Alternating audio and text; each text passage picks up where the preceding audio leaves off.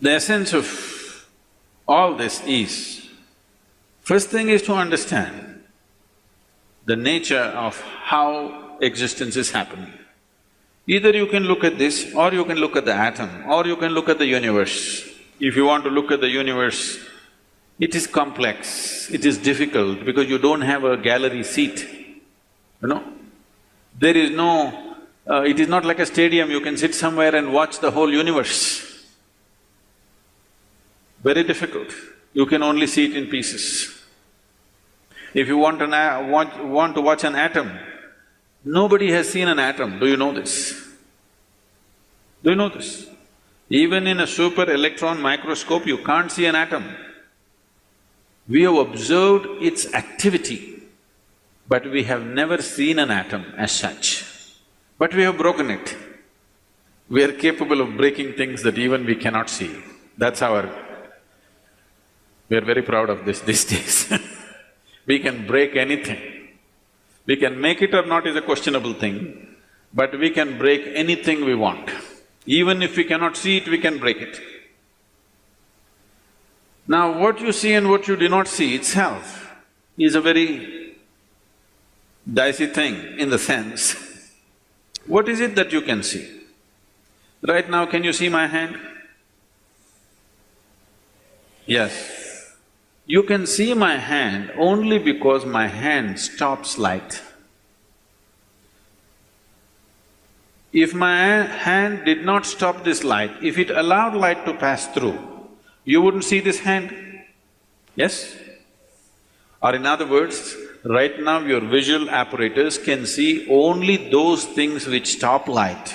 Anything that allows light through, you cannot see it. You cannot see light itself, first of all. Can you see the light that is here? No, only whatever stops light, you can see it. What does not stop light, you cannot see it. Very bad, isn't it? You must be able to see all those things which allow light to pass through, because they are important things. But right now your visual apparatus are trained to see or capable of seeing only that which stops light. So the whole process of seeing life the way it is means, first of all, evolving an eye, a thoughtless eye, an eye which is free of thought. When I say free of thought, it is free from the taint of memory. Right now, these two eyes are heavily loaded with memory. So you can see this.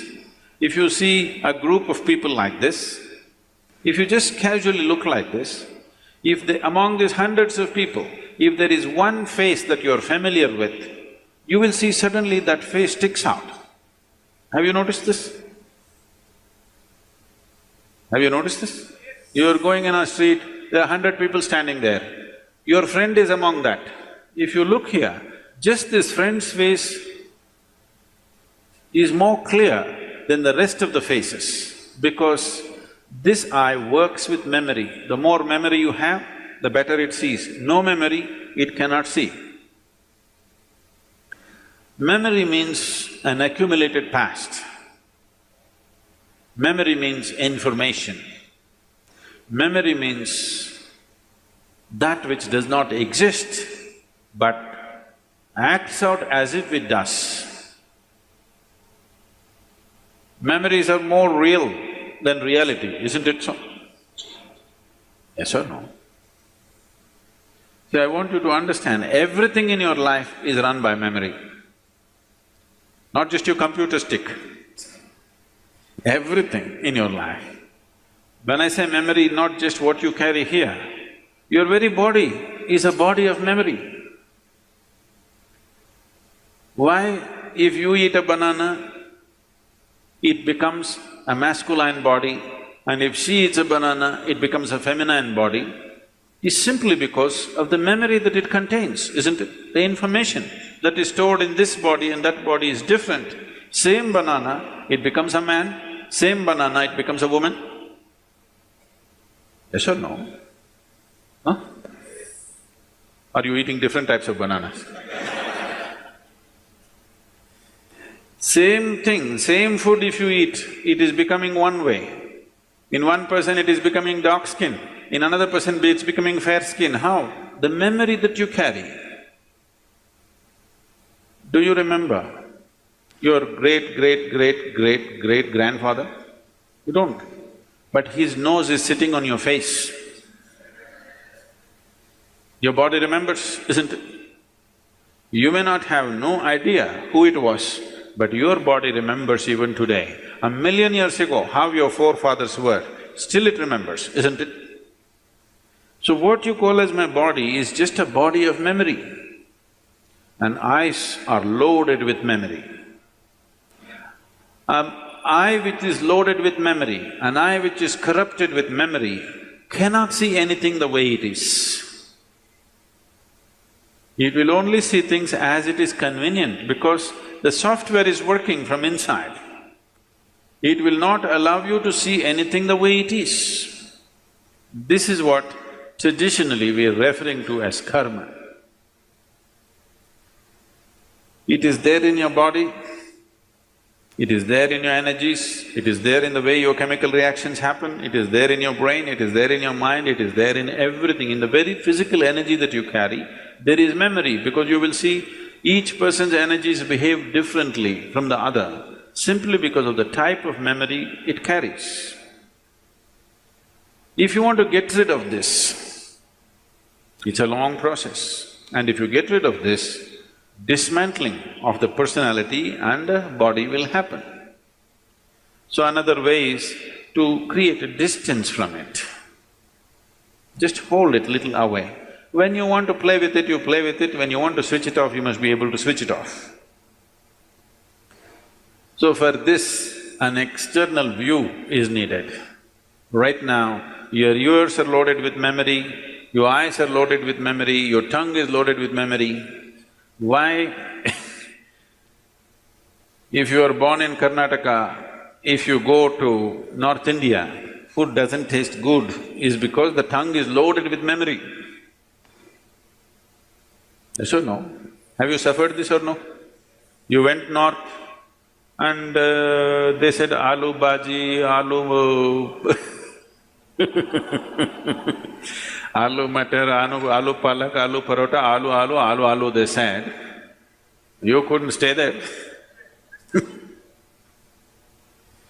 because your tongue is loaded with memory. It wants the same things back, otherwise it will suffer. So what being loaded with memory means is a cocoon of the past is holding you. It will not allow you to even move into the present. A cocoon of the past holds you and you allow it to do this because it feels safe. It creates a cocoon. There is safety, but in safety there is also imprisonment. You're really safe if we lock you up in a safe, isn't it? But the problem is you can't get out. That's the whole problem.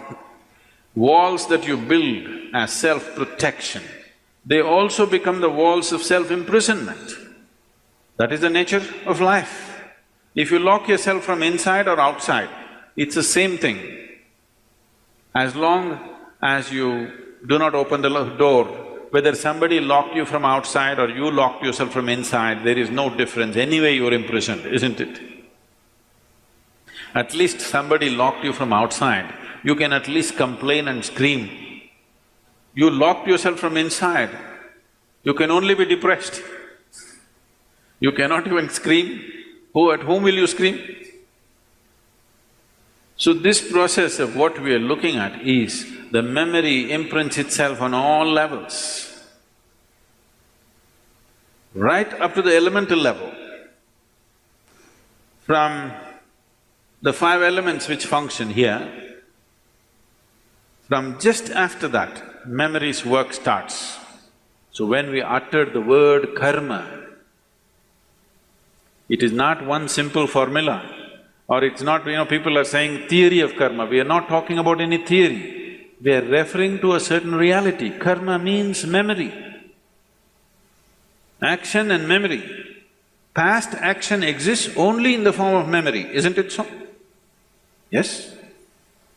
Memory, not just what you carry here. Every cell in the body carries its own memory. Why one atom behaves differently from another atom? Though the same ingredients is, it has a memory. A hydrogen atom has one kind of memory, oxygen atom has another kind of memory. Unless you mix them up, they will continue to behave like that. It is in a small circle, you are in a little larger circle, the universe is in a much larger circle, but the same memory rules all of it. So when we said karma, we are not talking about some concept or philosophy, we are referring to a certain reality which is finding manifestation as who you are. The very shape of your body is because of memory. If a bird eats a mango, it becomes a bird. If a worm eats a mango, it becomes a worm. If you eat a mango, you become a human being. Same mango, how many things it's doing, depending upon what kind of memory it carries, isn't it? What you call as a seed, if you plant the same seed, if you plant a seed in the same soil, here you plant a mango tree, here you plant an apple tree, in the same soil, this will only produce apples, this will only produce mangoes. I know there is a newspaper picture where a jackfruit has become bananas, that's different. Yes? You saw this? Are you all from Bangalore or Devanahalli?